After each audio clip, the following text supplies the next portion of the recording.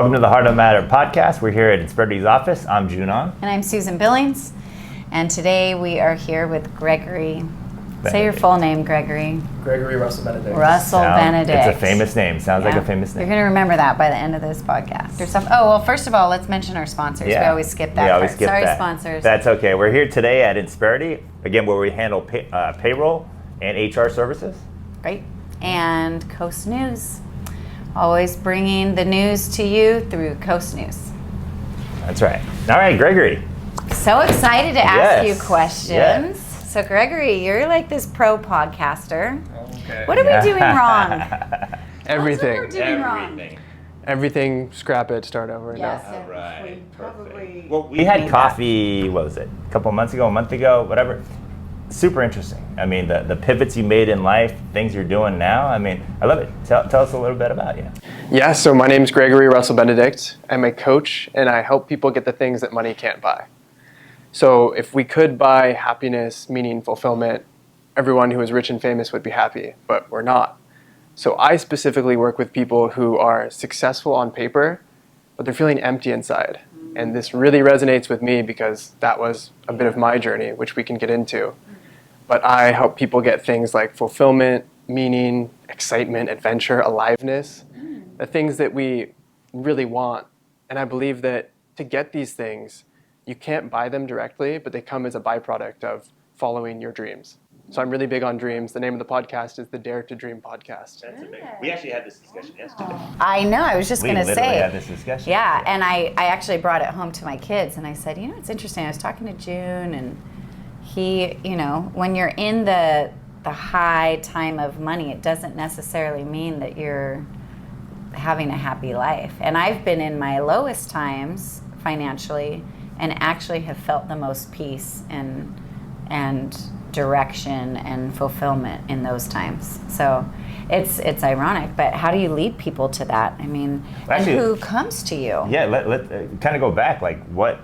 Yeah, what led you to that? Yeah, what led you to that? Sorry. A little bit of the journey. Yeah. The journey. So I studied finance in school. I went to Cal Poly, San Luis Obispo, Harvard of the West. Okay. Harvard of the West. I love it. And I thought finance was what I wanted to do with my life. I'm very analytical. I like numbers. I like the challenging aspects of it. And I worked in San Francisco for a year, and then I moved down to San Diego.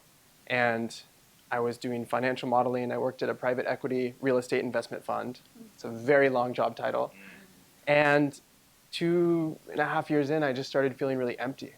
I felt uninspired, unfulfilled, and that my life was lacking meaning. I mean, I was just sitting there 10 hours a day in Excel, financial modeling. And I was like, what am I really doing with my life? Is this what I want the impact to be?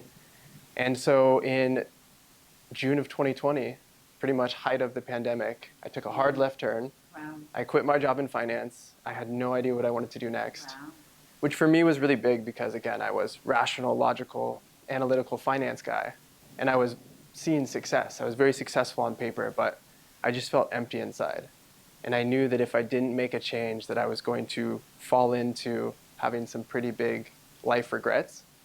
And it was learning the top 5 regrets of the dying. There's this woman, Bronnie Ware. She's an author. And she found out that not only do most people have serious regrets at the end of their life, but that the number one regret people have is, I wish I would have had the courage to live a life true to myself, not the life others expected of me.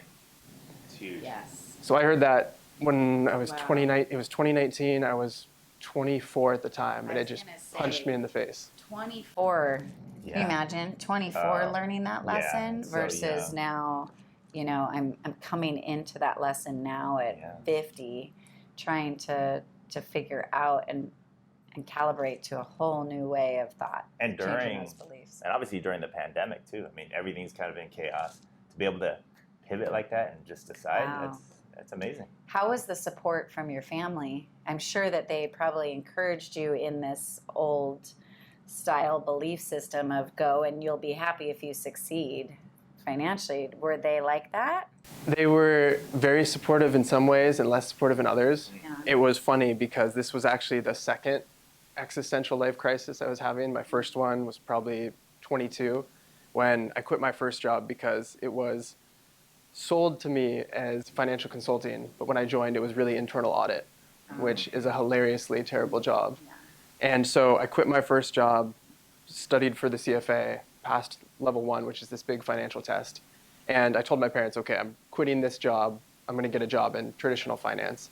So they were more supportive of that. They're like, great, you have a plan. It's going to work out. You did all this work on the side to get this. It's within the same industry. It's within the same industry. And I did that, and they were supportive. And then this time, I remember I had a conversation with my dad. And I was like, hey, Dad, 50% of my plan is to have no plan. And that was a hard conversation with both my parents, because they were like, what are you going to do next? What's the plan? Have you thought about this? Have you thought about that? And I love reminding them of it now, that no amount of planning, forecasting, thinking about what was going to happen next would have predicted. I ended up starting a nonprofit with a stranger I met on the internet. Wow. And that pivot led me to what I do now, which is coaching. Wow. Good. What did your father do? Like, what type of influence? My dad worked at a manufacturing company. They manufactured tungsten carbide. It's a very dense, heavy metal. And they made saw blades. They made like the ball and seat that goes in oil rigs. So he was a business guy. He started as an accountant, kind of worked his way up through the company. So he is very intelligent, very business savvy. Very risk averse now, but he likes to remind me that when he was younger, he took some big risks too. Yeah, interesting. So it makes me, when I first started kind of in business, one of the impressions that came to me through meditation and getting background in a grounded way was do nothing. And I was like, how am I supposed to produce if I'm doing nothing? There's no way. I can't afford to not do anything. And so for a year, I forced myself to just do nothing. And I had my greatest financial successful year that year. Wow. Things just came. I'd be on the beach and someone, it just comes to you. You're happier, as you let go relaxed. and you are in a state of being. That's But boy, cool. it's hard, huh? Yeah, it takes a chance. I mean, That's Wu Wei. Taoism is like non-doing. And that's something I struggle with because I'm very action-oriented. And as we'll get into, a lot of my coaching and life philosophy is around action. But then there is that magic that happens when you're doing less. Yeah. So who was your inspiration for this? My inspiration has come from a lot of people. I started getting really into people like Tim Ferriss, Aubrey Marcus. My current guy right now is Chris Williamson. He has a podcast called Modern Wisdom. But people who are willing to follow their heart and listen to that internal voice. Viktor Frankl has a passage in Man's Search for Meaning that he talks about being asked by his students all the time, like, how do I be successful? How do I be happy? And he says that it's through listening to that inner voice. He calls it your conscience. He says, listen to what your conscience commands you to do. And if you do that, then those things, again, come as a byproduct of going on the path you're supposed to go on. Joseph Campbell is another huge inspiration. The hero's journey has played a big role in my life. on the other side, where you're seeing a lot of people that were in your industry, you're like, I don't want to be them. I don't want to be that unhappy, because even for me, my father's an immigrant, so he worked really hard. I mean, I work hard as well, but I have fun while I'm doing it. Yeah.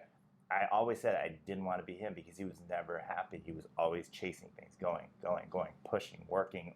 You know, we didn't have holidays, and I knew I didn't want to be him. For you, is that what you kind of saw? I remember taking a look around at my office and just looking at everyone, looking at the CEO and being like, I don't want that. Mm-hmm. I don't want to be in meetings talking about, it was a real estate investment fund, talking about what rent per square foot we're going to put Best Buy in Suite 122. Like, I just wasn't passionate about that. And I was always the guy during lunch or in between working who was like talking to people about book recommendations. Oh, I just went on this cool meditation retreat, like really getting into the people side of things. And then I loved asking people what they were working on, what are their goals. So the fact that I get to help people realize their potential and achieve their goals is just the biggest dream. This is so this fun is for great. me. I'm glad I went in blind. Right? I told you. Because do you see the enthusiasm? I'm like, we could talk 5 hours. This is why I was on excited this. to invite him here. Yeah, this is great. I mean, truly the heart of the matter. And we find that with people in the group when we're doing business, that they're just in that place right now. And I'm glad you're a part of it now, because we can funnel people to you. But they're in that place of deciding between corporate and do I follow my heart? this is making me unhappy. Not that all corporate jobs would make anybody unhappy, but it's recognizing what fuels me and what doesn't. What gets me excited and motivated for or just the day. kind of a mindset shift. I mean, you could still, again, you can have that corporate job, but find your passion. Yeah. Follow it. Yeah. So 100%. I work with people who are built for the corporate world. That's their passion. They're working in an industry that they love. And for me, I love talking to people about what they're passionate about. It can be anything. I was talking to one person about raising cattle in a humane way, and he was so excited. I was so excited. It's just, you can tell what people are into when they start talking about it, they start using their hands, their face lights up. So it's really just tapping into that unique inner voice for everyone, and it's super different. How do you get people to the place of knowing? Sometimes we're so dead inside, we're like, I don't even know what I like anymore. I don't even know. Do you find that where people... Well, plus you feel like you have responsibilities. You're like, I can't follow this. I just gotta, I got bills to pay. Yeah. To that piece, that was a huge reason why I wanted to make the shift earlier in my life. I mean, I was telling you earlier, I'm an old soul. I'm at least 95 at heart. I was definitely definitely an old Japanese monk in a past life. It explains a lot about my life.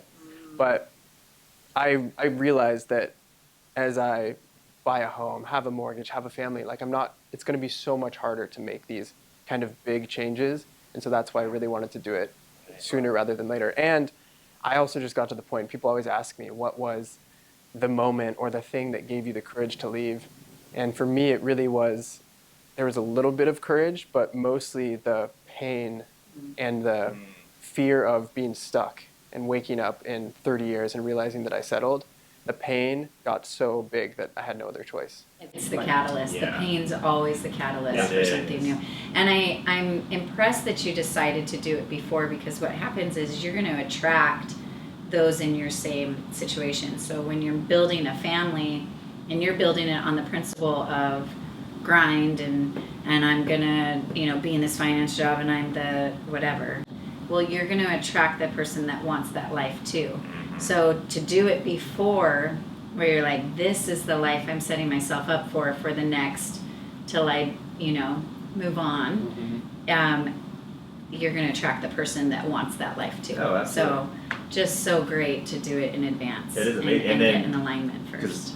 I'm at the age, I don't know about you, but I'm at that age where a lot of the people I went to school with, that I grew up with, I can see that. They're in that miserable where now it's too late. Yeah. I mean, it's never too late, but for them, they feel like it's too late. So they're just stuck in this job that they don't like. They have all these responsibilities, and you can just tell they're just not happy. And What is the age? In your coaching, do you get all ages, or do you find that there's kind of one specific? There's kind of two specific groups. I've coached people of all ages. My youngest client, I think, was 18 or 19 when I started working with him. My oldest client right now is 74. Really? So big span. I love that a 74-year-old's going to you for advice. Wow, that's a great example. Yeah, she's amazing. Dang. But I would say the most common demographic, it's kind of twofold. It's one, so I'm 29 now. It's people at the end of their 20s, early 30s, who are saying, okay, I've been doing this job for 8, 10 years. This isn't what I want to do for the rest of my life. And I want to make some changes. So I'm attracting that group of people, but then most of my clients are midlife crisis. I have everything that I thought would make me happy. I've checked the box on all these goals. I have the family. The kids are in school. I have the house. And I just feel empty. Like, what's going on? What's wrong? Wow. And that's where we really tap into, okay, well, what lights you up? My co-host Vinny and I have this saying, what lights your soul on fire? What excites you, makes you want to get out of bed in the morning? And we start to think about that. And it's not, people sometimes make the mistake of thinking that I just coach people to quit their job right away. And that's not it. That's not always realistic. But it's how can we start tapping into those things that light you up and bring that in and kind of build this holistic life that really excites you. So how do you do, because I'm thinking in my mind, what lights me up if I was going to, as a coach, it really is the doing nothing. Like, I enjoy the morning of going to the sauna and go swimming in the ocean and doing, and in my mind I'm like, okay, I can tell you what lights me up, but it's not going to make money. Do you find that with people where they're like, gosh, I just like painting to music or dancing in the kitchen. That lights me up. How do you take them from that to something that's going to produce for them? So I think what you said earlier actually holds the answer within it, in that the year that you did the least amount, you made the most money. There's not always a one-to-one correlation that I'm going to do this and then this thing's going to happen. I'm a huge believer that the universe is watching and that the universe rewards bold action. We'll talk about that in a moment. But when you start to move into what's aligned for you, magic starts to happen. So if I'm working with a client who really likes painting or dancing around in the kitchen, like, yes, we'll absolutely bring that in. That won't necessarily get you money in the next 2 months, but things start shifting. I truly believe that the more we can tap into alignment with our inner self and listen to that voice, then that's when the cool stuff starts happening. Because for me, my life was, I tell people, my life got exciting when I quit my job in finance, because up until then I was living someone else's life. I was living someone else's story, wearing a mask of who I thought I should be. And then nothing really remarkable happened. I had no mentors. I didn't have any role models, and I always wanted those things. And then as soon as I kind of took off that mask, I started meeting the right people. I found mentors. Like I said, I met my business partner on the internet because a woman from Facebook reached out and said, hey, you guys both don't know me, but I know both of you and you need to meet. Wow, really? That's great. And now look. It just naturally happens.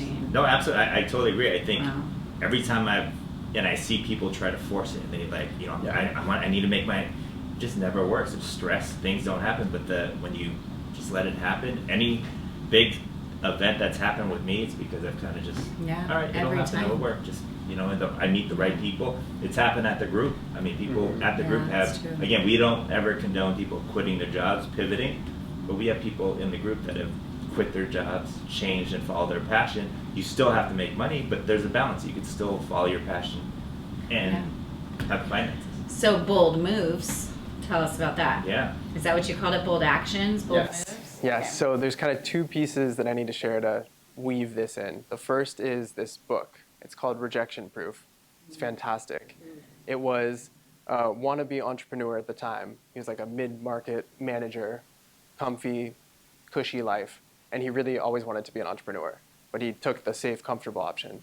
So he decides, I really want to be an entrepreneur. I'm going to quit my job. His wife gave him 6 months. She says, you can quit your job and you have 6 months to try and start something. 4 months in, he's doing pretty well. He thinks he's going to get people to invest in his company, and they say no. And he's just crushed. And he realizes in that moment that his biggest fear in life is the word no. Getting rejected by other people was his biggest fear, and he was not doing a bunch of stuff because that might happen. So he embarks on a 100-day journey to get rejected in the most outrageous ways possible. It's a super inspiring book. That triggers me. Okay, so go. Yeah. What did he do? So there's that piece, and then the other piece is a phrase that I'm sure you've heard of, fortune favors the bold. I've always loved this quote. And I read the book, and then I was thinking about this phrase, and it got me thinking, what if fortune favors the bold is not just a cool quote, but rather a formula for how the universe works? So we can't control what happens to us in life. I'm really big on stoicism and delineating what you can control from what you can't. We can't control what happens to us in life. We'll call that fortune. But we can control how bold we're being. And my hypothesis was that if we increase the boldness in our life, then what happens to us, your fortune, must also increase. So I read that book, I had this hypothesis, and I was like, damn it, I'm going on my own 100-day journey. Oh, let's hear about it. Yeah. And so I spent 100 days trying to get rejected by strangers in outrageous ways. And it's funny your response, because my girlfriend is the same way. She's like, ew, why would you ever do that? And on day 4, on day 4 of my journey, I knocked on a stranger's door. I put on my best smile and I said, hi, my name's Gregory, and I was wondering if I could cannonball in your swimming pool. Oh, no way. And he looks at me and I'm like, oh God, I'm gonna get punched in the face. Yeah. And then he just starts laughing and he's like, yeah, I don't see why not. That's amazing. And so I jump in his swimming pool. He filmed a little video of it and I posted it on Instagram, and it got 350,000 views, which for me, like, I have no following. Yeah. It was huge. And so that it gave me fuel to keep going. And so for the next 96 days, I was asking people on Instagram, like, hey, what should I do? Yeah. And I did all of these bold asks. And the whole process, besides sweating through a bunch of shirts, being super nervous the whole time, it made me realize that the universe rewards bold action. And if we're willing to get out of our comfort zone, and getting out of your comfort zone might be doing nothing, like you said. If we're able to do that, that's when the magic starts to happen. Yeah. Wow. So you did it for 100 days. What was the equal on that? Like the bold, raising it, what came from that? A lot of stuff. One of the coolest things that happened along the way, obviously the cannonball video going viral and getting the chance to ask all these people what I should do and connect with a lot of people. I started leading like I called it the 14-day boldness boot camp. It was like I was inviting people to come do it with me. But one of the coolest things that happened is I started noticing everyone had these requests for me to do. They would be like, hey, you should ask a stranger if you can cook dinner for them in their house. And like I'd get like 10 of the same one, or there would be another one, and it would be like 10 different people asking me for the same thing, and it got me thinking, there must be someone out there who's doing this. Turns out there is. His name's Brad. He has this really big YouTube channel called Discover Connection.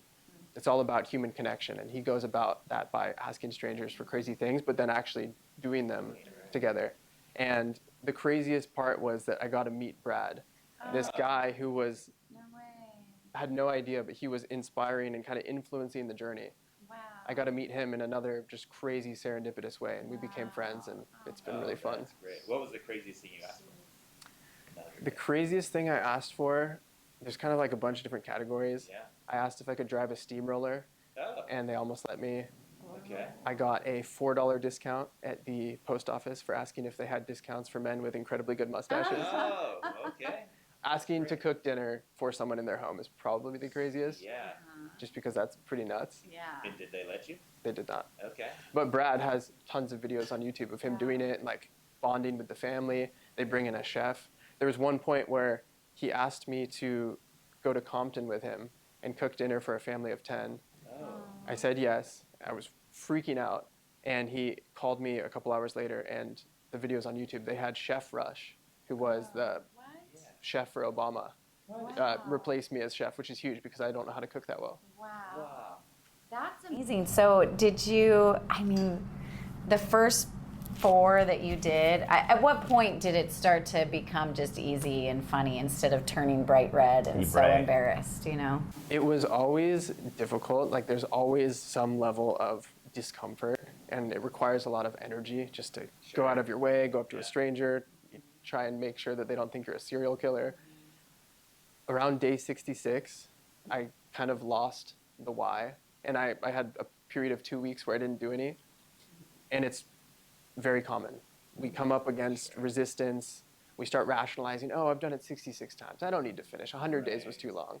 And that was part of the journey for me, which was really helpful, is realizing that even though I'm the one doing this, like I run into it all the time. And even though I'm a coach and I help people through this, like I still come up against it myself. Sure. Because evolution's always going to take you to a new ground zero. You know, it's the phoenix constantly of burning and then rising again. Right. So you have to hit those moments of, my friend always says, it's like when you rock climb, you have to go back a step to get the full leap forward.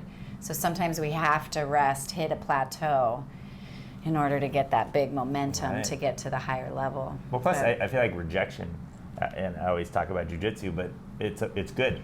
It's good to have bad things happen to you, rejection, and you'll adjust. What was your 100th request? My 100th request, I did it with a friend of mine. Have you guys heard of the paperclip game? No. So it's this thing that got pretty big on TikTok. You start with a paperclip, and you go out and you knock on doors. And you start with a paperclip. Oh, yeah. You say, hey, do you have anything to trade me of equal or greater value? Oh. And you like slowly work your way up. You know, someone gives you a granola bar, and then you trade that for like a can of beer, and then you trade that for whatever. And the last day, I spent the whole day doing that. Plus, we added a couple of our own rules to make it more fun. We couldn't use our own money. We couldn't use a car. Oh. So on the 100th day, I had my first hitchhiking experience. Oh, really? Yeah, we started in Del Mar, went around in Del Mar, which wasn't that friendly. Yeah, okay, really? Yeah. And then we hitchhiked up to Cardiff. and it was way And better. then Really? Cardiff was fun. It was super Yeah. fun. We ended the day with a $75 bottle of wine and a bike rack, new in the box. Really? Wow. And our whole thing was the twist. We wanted to make it like, okay, we need to make money today. So in order to buy food. So it was like 3 p.m. and we hadn't eaten yet. Oh, no. We were like, okay, how do we turn these things into money yeah. to go buy a burrito? We were like, well, I don't think we can sell wine on the side of the street. That's pretty illegal. So that was hard. Wow. It was very hard. And you were doing that with who? Just one of my buddies. Oh, okay. That's, So do your parents now look and see that there's a physical change to you or a difference are they still confused, or are they like, wow, he's happy and supportive of that? Yeah, they're finally getting it. Yeah. I was just home with them actually last weekend, and they're really proud of me, and they've seen that I've been able to actually build a stable, successful life, and that I'm so much happier.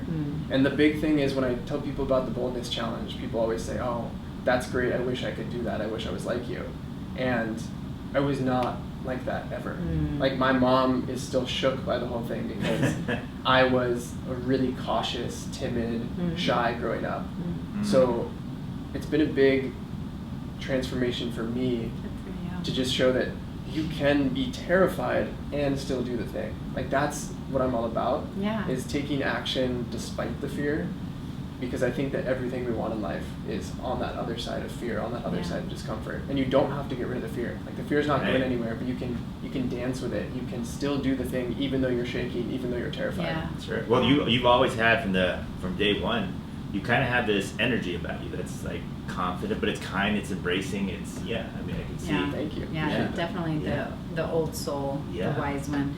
So now, how do you get people that are stuck where they're like, I can't afford not to? Like, She's asking for a friend. Asking hypothetically, if you were to say, I can't afford not to, I can't just do that. Like I have to A, B, C, D, and E. I can see if someone was coming in with all the money and then they're like, I'm just not happy still. But they at least have the finances to carry them while they explore. But when you don't have the ability or time to explore, how do you give them the confidence of, trust me, you're going to be able to support yourself? That is why I've settled on taking bold action as such a lever to help people, because people will come to me and I want to have the magic formula, the question I ask that breaks their paradigm, gives them this new belief. But that happens sometimes, but it's not easy to replicate. It doesn't happen all the time. And what I've found through working with hundreds of people is take bold action on something that scares you, that you've always wanted to do. And that's when things just start happening. So I take people through, I run this workshop. It's a 3-day workshop. It's just an hour each day. And it's 3 different steps. So the first step is define your dream. And I talk a lot about dreams, and I realize that for some people, the word dream, especially entrepreneurs, dream is like your biggest goal that you're working toward, and it's clear. But for other people, dream is very aspirational. It's very pie in the sky. Yeah. It's not tangible. And so I help people define their dream, and we start with defining what does the word dream even mean. So the way I help people figure out what their dream is what is one thing that you want to do right now that you haven't taken action on because it's scary? Second, what is one thing that if you didn't do, you know that you would regret at the end of your life? If you got to the end and you never did this one thing, you'd be like, I didn't do it. And the third one is kind of a mix of the two, is what is one thing you're putting off until someday or one day? That's on day 1. We figure out what is this thing you want to take action on. Day number 2 is create your commitment. And we do this using something called a commitment device. It's a psychological concept where you lock in a desired future action by doing something in the present moment. I'll come back to that in a sec. And then day 3 is take bold action. So like literally I've been hosting these over Zoom. Day 3, we're all on Zoom. We go on mute for 25 minutes and they go do the thing that they were scared of. And then we come back and we like celebrate. And we're like, talk about how crazy it was. The commitment device piece is super important. I learned the concept from James Clear in Atomic Habits. But it's, again, an action you take in the present moment to lock in a desired future action. And it's super powerful because you can, say you want to go on a vacation. You can buy a non-refundable flight right now that essentially locks in that you're going to go on it. If you want to write a book, you can tell whoever you want, someone in your life, you can reach out to your favorite author and be like, this book is going to be ready in 6 months. I'd love for you to write the foreword. So you raise the stakes. And it's played a big role in my life. I have this everything I'm talking about, taking bold action, having the courage to follow your dreams, listening to your heart. I call that living a story worth telling. And it's not living a story that you want to tell on Instagram and make it look all nice. It's living a story worth telling means having the courage to live the life that you want, so that when you're 112 on your deathbed and you look like a raisin, you are smiling. You're like, I did it. I did all the things I want. And so my most recent commitment device was getting this tattoo on my arm that says, live a story worth telling. And it's facing me. So you see it every day. anytime I'm nervous and I'm scared and I don't want to do the thing, I just look down at my arm and I'm like, gotta do it. I think I need to put, like, don't be wrinkled without a smile. Whatever you just said. Don't be 90 and a prune without smiling. A raisin. Well, what's great about your concept too, because I come from I don't know if it comes from the immigrant side of things, but it's don't talk about it. Don't talk about it, just do it. And then that way, if you don't do it, then you won't disappoint people. But if you do it, then it's kind of a surprise. But I like that because it's accountability. If you put it out there, now you've got to do it. Yeah. So, yeah. It reminds me of the Maori proverb, the sweet potato does not tell people how sweet he is. Yeah. So that's really core to me. Yeah. And so is living a story worth telling. And that's been a dance I've been navigating of, I want to do things because they're pushing me and they're really in line with what I want to do. I don't want to do something just because it's a cool story. Yeah. So it's finding the right balance between that, and that's why I say it's not just the authenticity. Yeah. And I think the sweet potato analogy is somewhat of it is what it is. Like there's nothing that needs to be shown, and the greats in history are that. They stand so boldly on their purpose and their mission. It's a purpose-driven, their own core purpose. No one can shake them. No one. It doesn't even matter what you think, what you did. This is why I'm here. Well, it comes down to believing in yourself. You really have to believe in yourself, take the chance, and And you asked earlier what were some of the biggest things that happened throughout the challenge. I shared a little bit about that, but both right before the challenge and then after have been really big too. One of the coolest things that plays a big role in my life now is the concept of live a story worth telling is actually how I met my girlfriend. Oh, okay, say that. Tell us that. I don't like dating apps. I was like, this feels weird. I feel like I'm shopping for people, and I'm really big on human connection, and it just didn't feel very authentic. So it was 3 or 4 days after I had conceptualized, okay, live a story worth telling. This is how I want to live my life. I want to start getting out of my comfort zone more. I was at breakfast with a buddy, and when I sat down, I saw this girl across the cafe, and we made eye contact. And she was sitting at a table with another guy and a girl. And in my head, I was like, okay, if she's still there by the time I finish my breakfast, I have to go say something. Wow. So I finished my breakfast, she's still there, and I'm like, uh-oh. I have to do it. And so I got my receipt, and I wrote Gregory and my phone number on it, and I walked over to their table. And mind you, this is in a restaurant, there's other people, so I'm literally blacking out because I'm nervous. And I walk up, and the guy is saying something. So I look at him, and I'm like, hey man, so sorry, can I interrupt for a moment? And he looks at me, and he's super confused. I think he thought I was the waiter. And he's like, yeah. And so I turn to my girlfriend, and I go, hey, you're really cute, which probably means you have a boyfriend. But if you don't, here's my phone number. So good. And as I'm sliding the receipt across the table, she goes, I don't have a boyfriend. And I just start laughing. And then I think I just said, great, have a nice day, guys. I'll see you later or something. And then I walked away, and she ended up texting me. Wow. Well, it's because of the mustache. It's because of the mustache. That's it. She really likes mustaches. How long have you been together? 1.5 years. That's amazing. Wow. That's so good. Bold move. He kind of reminds me of my boys, doesn't he? He does. Even with the stash. Yeah. I know. Yeah. Do they have mustaches as They well? all have stashes. Yeah, that's great. Too. Yeah. It's the era of the stash. The stash is really strong right now. Stash is strong. Wow, that's a great story. And you had the confidence and the security in yourself to do it, win or lose. And that's the thing is the worst thing that can happen when someone tells you no is nothing. But the best thing that can happen is everything. Things start happening, and I always tell people in my workshops and my clients, when you start taking bold action, the universe notices, and the two S's start showing up. That's when serendipity and synchronicity. Those are my two favorite things. And any time in my life that I've had the courage to get out of my comfort zone to really go for it, that's when the things that don't make sense start happening. Wow, it's cool. so true. I mean, So honestly, true. the group keeps happening because of So that, many but- things where you're just like, how Yeah. in the world did that happen? So, does she live her life that way, or have you been teaching it to her? Okay. Or where's the Yeah. what happens now? That's what I was saying when your initial reaction to talking to strangers was like, oh no. Yeah. Hers was the same. She gets really bad secondhand embarrassment, so she's like, I would never want to do that. And at first that was really hard for me because other people were like, that's so awesome, it's amazing. And then like this person who is so close to me and I care about was Yeah. like, gross, like don't do that. Yeah. And we've talked a lot and worked through it, and that she's like, okay, it's great for you, I just don't want to be a part of it. Like if you're gonna go talk to a stranger, just tell me and I'm gonna be over here. Yeah.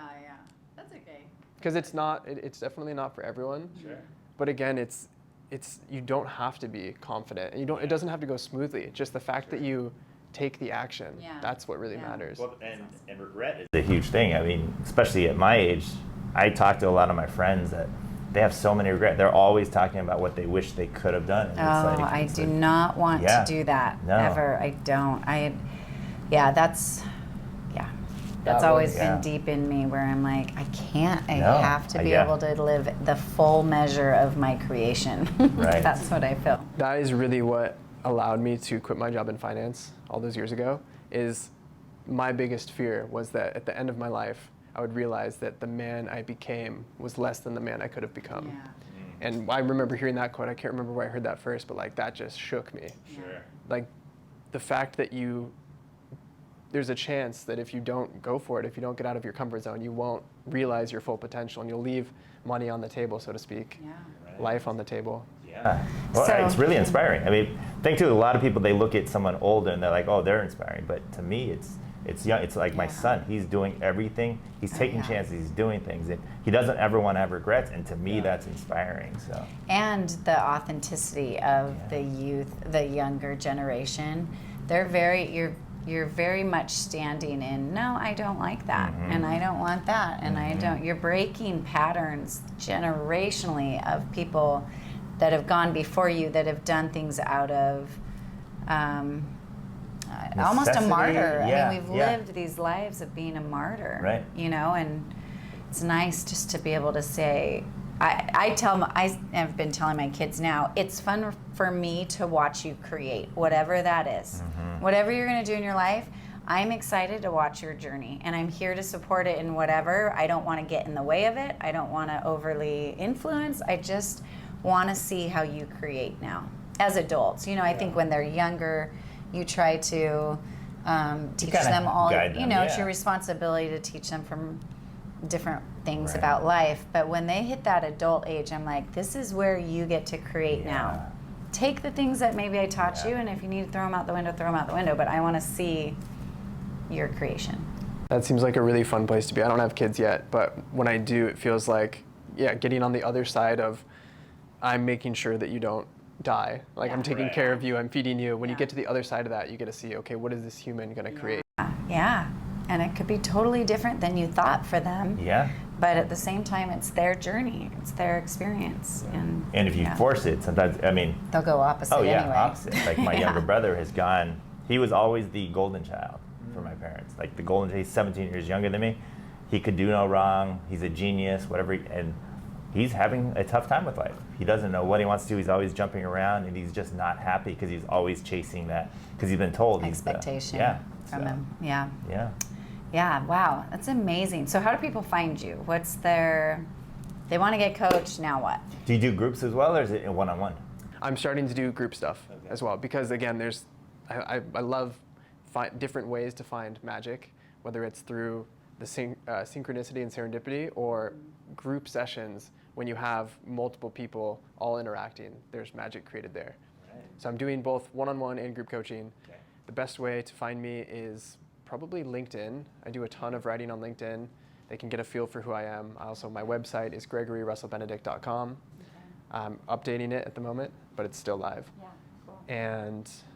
Instagram, but I'm less on Instagram. Instagram, to me, I'm still working through my own issues with it. It feels very, look at me, look at my shiny life, where other platforms feel a little more authentic. I keep up with them, and it's very interesting. I'm always, like I said, I'm getting inspired every time I look at it. So. And I'll share something that we can put in the show notes. I created a little free PDF that talks about the number one lesson I learned from those 100 days. And in that has links to, I'm holding the workshop every other week. So I don't know when this will go out, but there'll be a new cohort starting. Oh, that's great. And it's like ridiculous. It's $47 for 3 hours over the course of 3 days. And we come together, we define the dream, we create your fun commitment device. Like the more playful we can be with it, the better. Right. And then on day 3, we go and take action. I'm excited to do that. We'll announce that. Absolutely. Let's announce We'll that definitely it's do coming that. up. When's the next one then? It's next week? There's one that's going to be next Monday. I'm assuming this episode won't be out, so it'll be a Monday. When you listen to this, it'll be a Monday coming soon. But we could give information on Friday too. I'd love to have the entire group do a session. So who do you have on your podcast? What's your podcast mission? You know, who are you bringing on? What do you like discussing? I love that question. I love talking about podcasts. The podcast started in 2020 when me and one of my best friends, Vinny, we both quit our jobs in corporate America. So I was in private equity real estate. He was in traditional real estate, like he was showing homes and stuff. And we both were like, this is not our lives. We quit our jobs. It's called the Dare to Dream podcast because we wanted to give people an honest and unfiltered look into what it's like to actually quit your job and try and follow your dreams. So it started as just the two of us. We recorded like 35 episodes, just the two of us talking about the highs, the lows. And then it has evolved into a lot of guest episodes where we bring people on who are following their dream, who chase their dream. And we talk about what was the moment when you realized that you were living someone else's life and you made this pivot. What happened next? What were the highs? What were the lows? We love really getting in the mud with them and talking about, okay, you're really successful now. That's awesome. But like, where was the self-doubt? Where were the moments where you questioned everything? Because Vinny and I love to question everything. It happens all the time. Yeah. So it's entrepreneurs, people in corporate jobs as well, but people who love what they're doing and who took a risk. Not even a risk. They just dared to dream. Right, that's great. Is it on YouTube, Spotify? It's on Spotify, Apple Podcasts, all the audio outlets, and then it's on YouTube now. And like a month ago, maybe I bought cameras and we're filming episodes in my office. Oh, great. So you can watch it on YouTube now. We will, absolutely. So we're gonna get some pointers. I mean, we're still new at this. I just brought Misha on. So Misha's Vegans Off. Okay, great, yeah. He's in the group. His episode went live last Wednesday. Oh, good. That's great. Awesome. Yeah, I saw your last episode. Yeah. Okay. Cool. Well, this is right where I sit. I love it. Yeah. Like, I love all of this. We're always purposeful, the guests we have, and I feel like every week we learn something. So yeah, I just want to commend you for your age and doing this, and taking that bold risk at your age, and B, just I think we could get into the masculine and the feminine and the way we work, but what's beautiful is to see a masculine lean more towards again being, versus the doing, and finding this happy balance within, and it will change so much as both, the female and the masculine version of people. We merge it into this beautiful thing instead of being so heavily weighted on one side. It's not in alignment with our heart. As soon as the heart and the mind can get into that alignment, that's when the miracles change. Otherwise, it's off balance. And I love what you said there around focusing on not only what you're doing, but who you're being. Yeah. Like, who are you being as you go about doing the doing? Yeah. And that's a huge part of my coaching as well, is what does the best version of yourself look like, defining that in all these different categories. And once you figure out who you want to be, then it's much easier to figure out what you want to do. Because then you're just like, what would that version of myself do? I'm excited. I'm excited to do your course. Yeah, That's you're changing so lives. That's good. amazing. Thank you. So good. Yeah, Thank you so much thank for having me on. you. Yeah, Okay, so say your thing again on your arm so we can all remember it. Live a story worth telling. Live a story worth telling. Yes. Yay! Absolutely.